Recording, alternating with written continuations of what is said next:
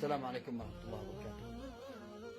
عثرت على مصحف يمني وخطاط يمني، وطبع المصحف على نفقة الرئيس اليمني الراحل علي عبد الله صالح رحمه الله، والمصحف بخط خطاط يمني، مصحف مذهب وثقيل وزنه 5 كيلو.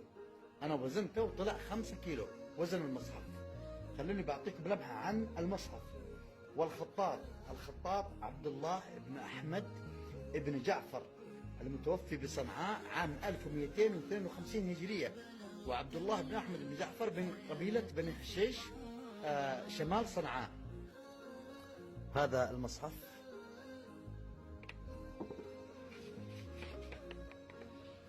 القرآن الكريم بالرسم العثماني، وهذا هو الخطاط اليمني رحمة الله عليه.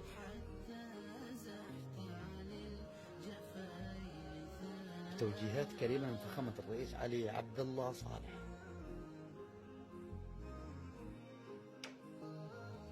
هذا المصحف طبعا طبع منه عينات، كان عبارة عن نسخة VIP تقدم هدايا للوفود والشخصيات التي تزور اليمن. طبعا هو مطابق للقراءات، في تطابق للقراءات العشر.